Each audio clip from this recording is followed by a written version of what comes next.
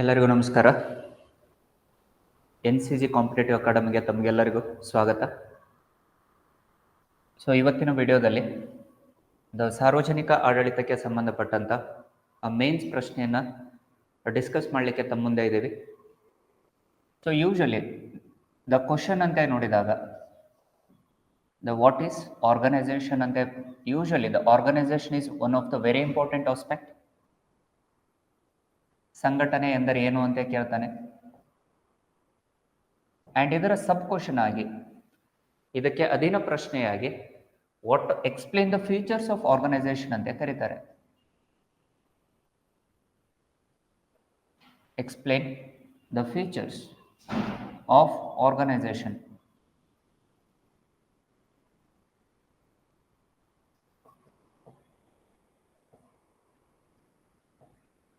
Features ಅಂತಾನು ಕೇಳ್ಬೋದು ಅಥವಾ ದ ಇಂಪಾರ್ಟೆನ್ಸ್ ಆಫ್ ಆರ್ಗನೈಸೇಷನ್ ಅಂತಾನು ಕೇಳ್ಬೋದು.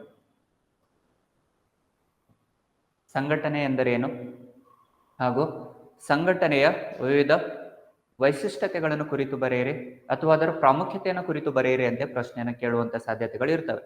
ಅಂಡ್ ಯೂಶಲಿ ಸಾರ್ವಜನಿಕ ಆಡಳಿತದಲ್ಲಿ ಮುಖ್ಯವಾಗಿ ಸಂಘಟನೆಗೆ ಅನುಸಾರವಾಗಿ ಎರಡು ಅಂಶಗಳನ್ನು ನೋಡ್ತೀವಿ. ನಾವು ಎರಡು ಯೂನಿಟ್ ಅನ್ನು ನೋಡ್ತೀವಿ. ಸ್ಟ್ರಕ್ಚರ್ ಅಂತ ನೋಡ್ತೇವೆ ಅಂಡ್ ಟೂಲ್ಸ್ ಅಂತ ನೋಡ್ತೇವೆ. ಸೊ ಹಾಗಿದ್ದಾಗ the one of the major important aspect of the public administration is organisation ಅಂತ ಕರಿತೀವಿ. ಸೊ ಯೂಶಲಿ ನೋಡ್ರಿ, ಆನ್ಸರ್ ರೈಟಿಂಗ್ ಬರಿಬೇಕಾದಾಗ so usually the introduction part ಅಲ್ಲಿ ಹೇಗಿರ್ಬೇಕು ನಮ್ದು ಆನ್ಸರ್ ಅನ್ನುವಂಥದ್ದು.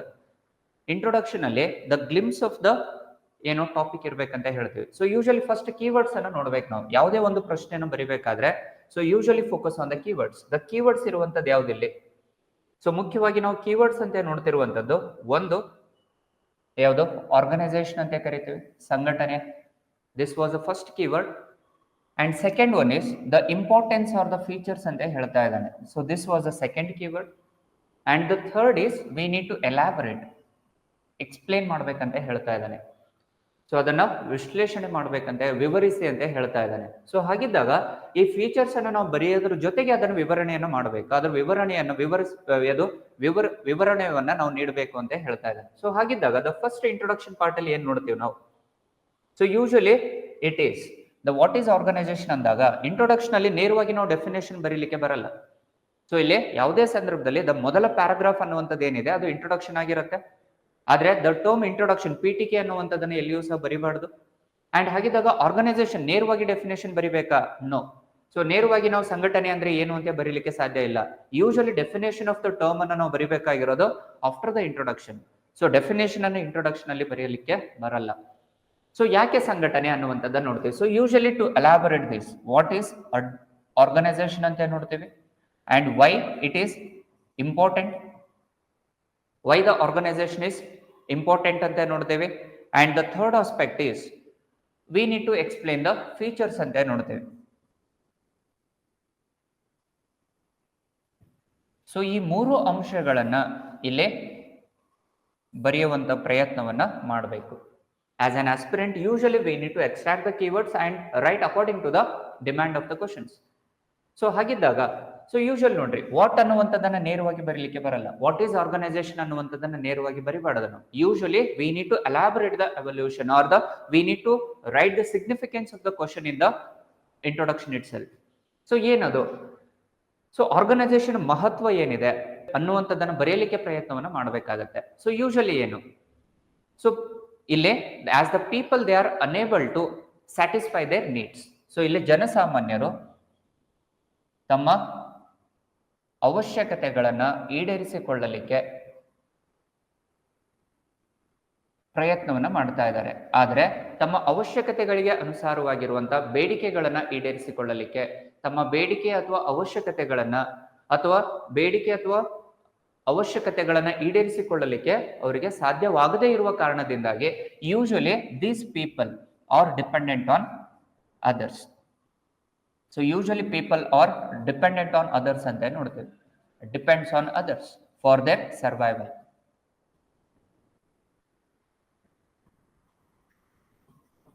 ಸೊ ಇಲ್ಲಿ ಮುಖ್ಯವಾಗಿ ನಾವು ನೇರವಾಗಿ ಸಂಘಟನೆ ಅಂದ್ರೆ ಏನು ಅಂತ ಬರೀಲಿಕ್ಕೆ ಬರಲ್ಲ. ಅದರ ಮಹತ್ವ ಏನು ಅಂತ ಯಾವುದೋ PTKಯಲ್ಲಿ ಬರೆಯುವಂತ ಪ್ರಯತ್ನವನ್ನ ಮಾಡಬೇಕಾಗತ್ತೆ.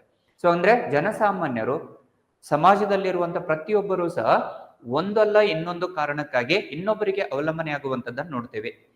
ಸೊ ಇಲ್ಲಿ ತಮ್ಮ ಅವಶ್ಯಕತೆಗಳನ್ನ ಈಡೇರಿಸಿಕೊಳ್ಳಲಿಕ್ಕೆ ಸಾಧ್ಯವಾಗದೇ ಇರುವ ಕಾರಣದಿಂದ ಜನರು ಇತರರಿಗೆ, ಸರ್ಕಾರಕ್ಕೆ, ಸಂಸ್ಥೆಗಳಿಗೆ, ಅದು ಸಾರ್ವಜನಿಕ ಅಥವಾ ಖಾಸಗಿ ಸಂಸ್ಥೆಗಳಿಗೆ, ಮಾರುಕಟ್ಟೆಗೆ ಅವಲಂಬನೆಗೊಳ್ಳುವಂತದ್ದನ್ನು ನೋಡ್ತೀವಿ. ತಮ್ಮ ಅವಶ್ಯಕತೆಗಳನ್ನ ಈಡೇರಿಸಿಕೊಳ್ಳಲಿಕ್ಕೆ ಇತರರೊಂದಿಗೆ ಅಥವಾ ಇತರರಿಗೆ ಅವಲಂಬಿತಗೊಳ್ಳುವಂತದ್ದನ್ನು ನೋಡ್ತೀವಿ. ಸೊ ಇತರರಿಂದ ಅವಲಂಬನೆಗೊಳ್ಳುವಂತ ಪ್ರಯತ್ನವನ್ನ ಅಥವಾ ಇತರರಿಗೆ ಅವಲಂಬನೆಗೊಳ್ಳುವಂತದ್ದನ್ನ ತಡೆಗಟ್ಟಲಿಕ್ಕೋಸ್ಕರವಾಗಿ, ನಿಯಂತ್ರಣಗೊಳಿಸಲಿಕ್ಕೋಸ್ಕರವಾಗಿ ಜನರು ಸಂಘಟನೆಗೆ ಸೇರುವಂತದ್ದನ್ನು ನೋಡ್ತೀವಿ. Usually the organisation will B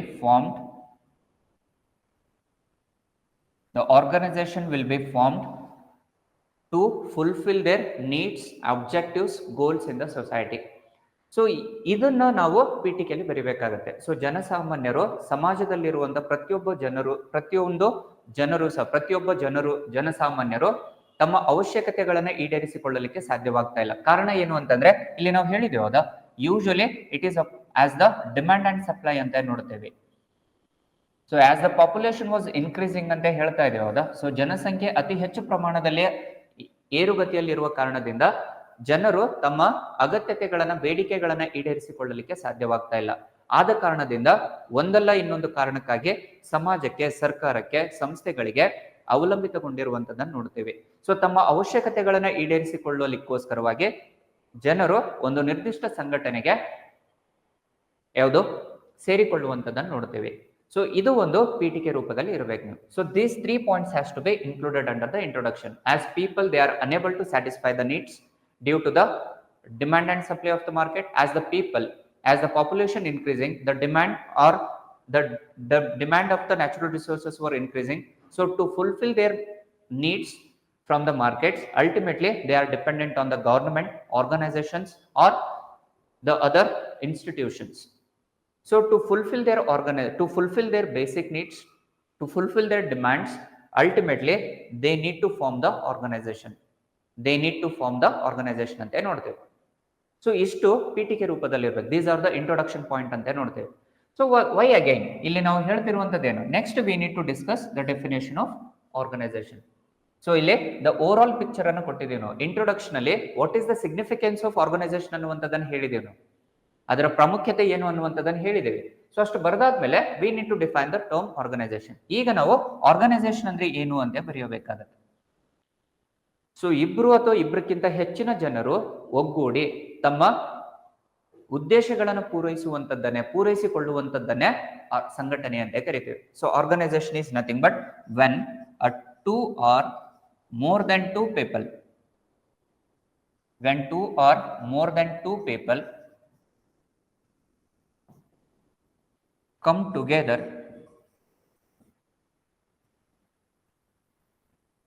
to fulfill their common objectives or common goals.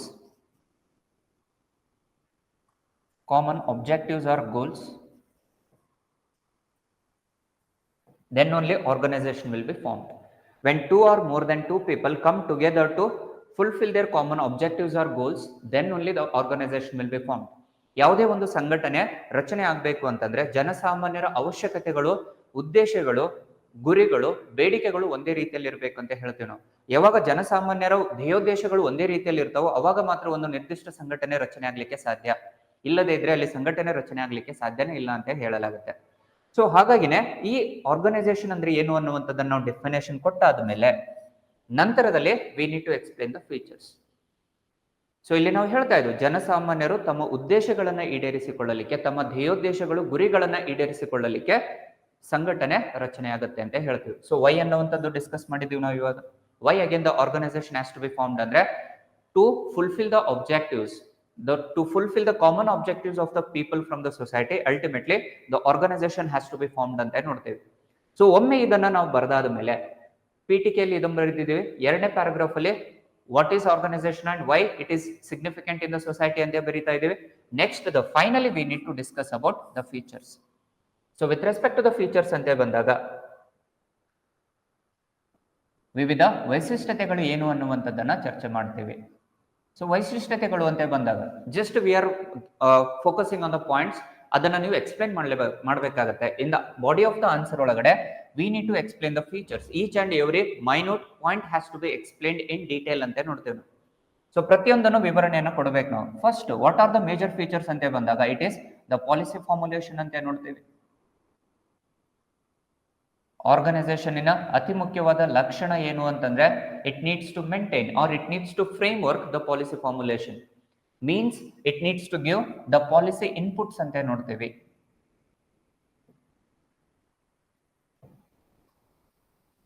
ಕಾರ್ಯನೀತಿಗಳ ಆದಾನಗಳನ್ನ ನೀಡಬೇಕು ಅಂತ ಹೇಳ್ತಾನೆ. ಸೊ ಇಲ್ಲಿ ಕಾರ್ಯನೀತಿಗಳನ್ನ ರಚನೆ ಮಾಡುವಂಥದ್ದು ಅದರ ಅತಿ ಮುಖ್ಯವಾದ ಲಕ್ಷಣ ಅಂತ ನೋಡ್ತೀವಿ, ಅದರ ವೈಶಿಷ್ಟ್ಯತೆ ಅಂತ ಹೇಳ್ತೀವಿ.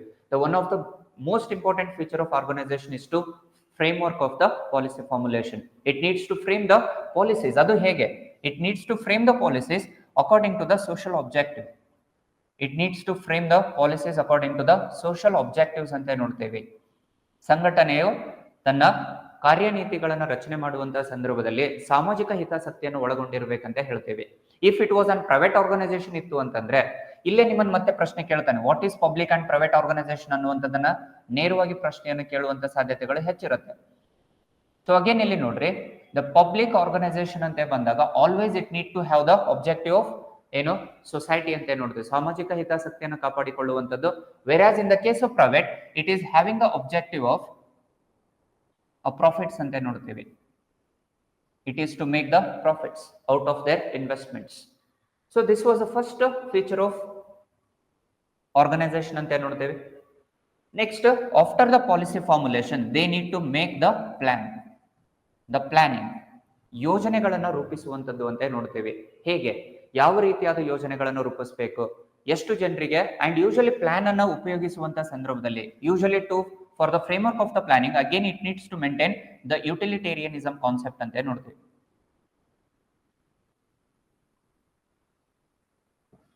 ಅಂದ್ರೆ ಅರ್ಥ ಏನು, ಅತಿ ಹೆಚ್ಚಿನ ಜನರಿಗೆ ಅದು ಏನು ಲಾಭವನ್ನ ತಂದುಕೊಡುವಂತ ಉದ್ದೇಶವನ್ನ ಹೊಂದಿರಬೇಕು. ಅತಿ ಹೆಚ್ಚಿನ ಜನತೆಗೆ ಅದು ಏನು ಸಾಮಾಜಿಕ ಹಿತಾಸಕ್ತಿಯನ್ನು ಕಾಪಾಡುವಂತ ಅಂಶವಾಗಿರ್ಬೇಕಂತ ಹೇಳ್ತೀವಿ. Always it needs to focus on utilitarianism concept.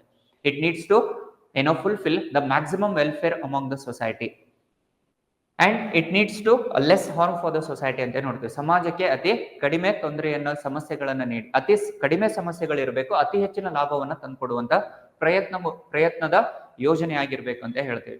Usually the planning has to be done by the organisation according to the social objective. ಸಾಮಾಜಿಕ ಹಿತಾಸಕ್ತಿಯನ್ನು ಕಾಪಾಡಲಿಕ್ಕೆ ಆ ನಿರ್ದಿಷ್ಟ ಯೋಜನೆಗಳನ್ನ ಅದು ಹೇಗೆ ಅತಿ ಹೆಚ್ಚಿನ ಜನರಿಗೆ ಅತಿ ಹೆಚ್ಚಿನ ಜನತೆಗೆ ಅದರ ಲಾಭಾಂಶವನ್ನು ಪಡೆದುಕೊಳ್ಳುವಂತ ಯೋಜನೆಗಳನ್ನ ರಚನೆ ಮಾಡಬೇಕಂತ ಹೇಳ್ತೀವಿ. Next again it needs to the one of the important feature of or the importance of organisation ಏನು ಅಂದ್ರೆ it is division of work.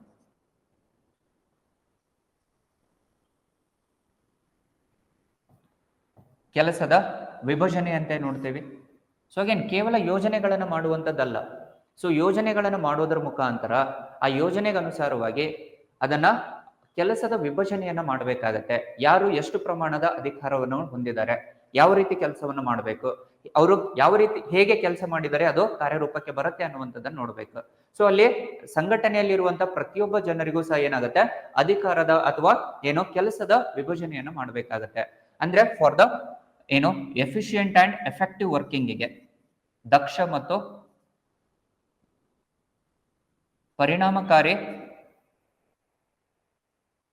ಆಡಳಿತವನ್ನ ನಿರ್ವಹಿಸಬೇಕಾದರೆ ಇಲ್ಲಿ ವರ್ಕ್ ಅನ್ನು ಡಿವೈಡ್ ಮಾಡ್ಬೇಕಂತ ಹೇಳ್ತೀವಿ. The division of work is very essential for the effective and efficiency of the employees ಅಂತ ನೋಡ್ತೇವೆ. ಸಂಘಟನೆಯಲ್ಲಿ ದಕ್ಷ ಮತ್ತು ಪರಿಣಾಮಕಾರಿಯಾದ ಕಾರ್ಯನಿರ್ವಹಣೆ ಆಗ್ಬೇಕು ಅಂದ್ರೆ ಕೆಲಸದ ವಿಭಜನೆ ಆಗ್ಬೇಕು ಅಂತ ನೋಡ್ತೇವೆ.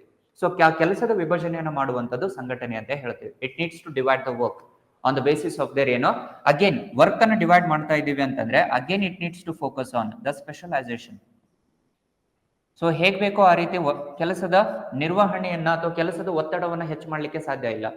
ಸೊ ಹಾಗಾಗಿ ಏನ್ ಮಾಡ್ತೀವಿ, ಕೆಲಸದ ನಿರ್ವಹಣೆಯನ್ನ ವಿಭಜನೆಯನ್ನ ಅಲ್ಲಿ ವಿಶೇಷ ಪರಿಣಿತಿಯನ್ನು ಹೊಂದಿರುವಂತ ಆಯಾ ಕ್ಷೇತ್ರದಲ್ಲಿ ಪರಿಣಿತಿಯನ್ನು ಹೊಂದಿರುವಂತ ಜನರಿಗೆ ಆ ಕೆಲಸದ ನಿರ್ವಹಣೆಯನ್ನು ಮಾಡುವಂತ ಪ್ರಯತ್ನವನ್ನ ಮಾಡಬೇಕಾಗತ್ತೆ. They need to allocate the work on the basis of their specialisation ಅಂತ ನೋಡ್ತೇವೆ.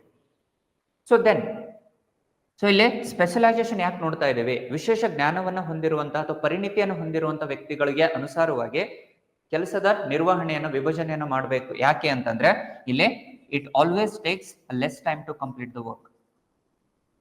ಅತಿ ಕಡಿಮೆ ಸಮಯದಲ್ಲಿ ಹೆಚ್ಚಿನ ಪ್ರೊಡಕ್ಟಿವಿಟಿ ಅಂತ ಹೇಳ್ತೀವಿ ನಾವು. ಏನು ಉತ್ಪಾದಕತೆ ಅಂತೇಳಿ ನೋಡ್ತೀವಿ, ಅಂದ್ರೆ ದ ರಿಸಲ್ಟ್ ಓರಿಯೆಂಟೆಡ್ ಅಂತ ನೋಡ್ತೀವಿ.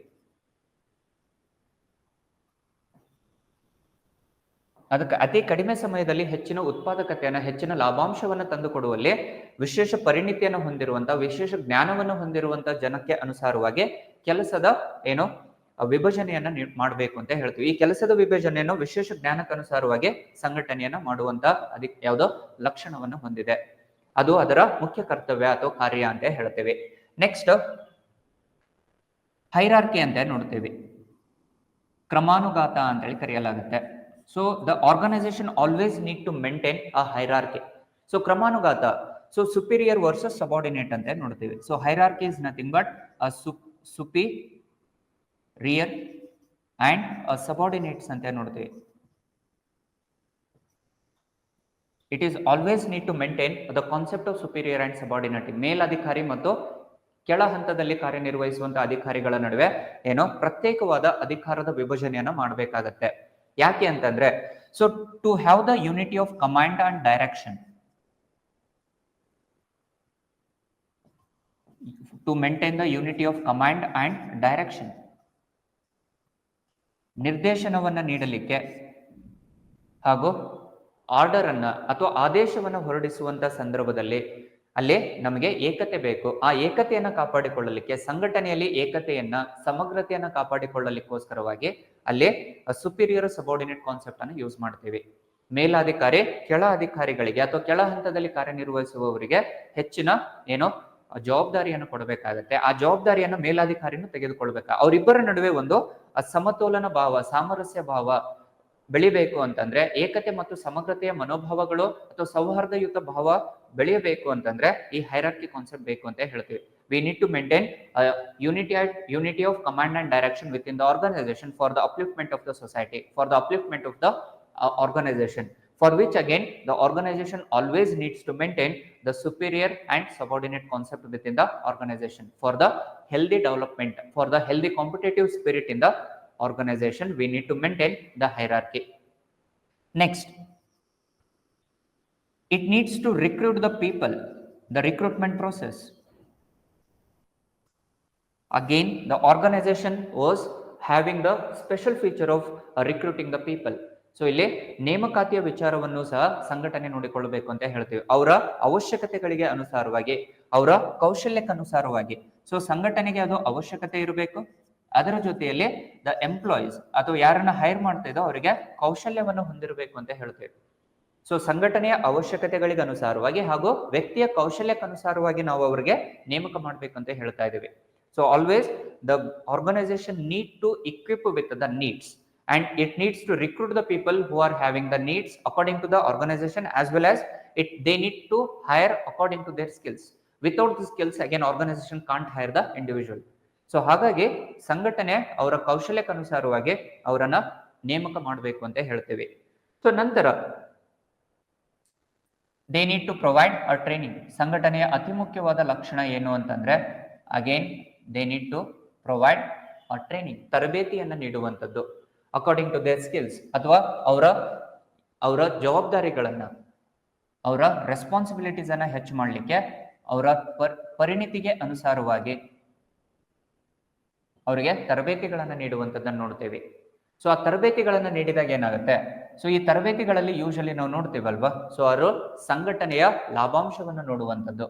ಸೊ ಸಂಘಟನೆಯ ಲಾಭಾಂಶದ ಕಡೆಗೆ ಹೆಚ್ಚಿನ ಪ್ರಾಧಾನ್ಯತೆಯನ್ನು ಕೊಡ್ಲಿಕ್ಕೋಸ್ಕರವಾಗಿ ತರಬೇತಿಗಳನ್ನು ನೀಡಲಾಗುತ್ತೆ. ಅವರವರ ಕೌಶಲ್ಯಕ್ಕನುಸಾರವಾಗಿ on the basis of their training, again the particular employee has to be responsible for the organization, for the upliftment or for the profit of the organization, to have the profit in the organization, for which again the organization is responsible for the training aspects.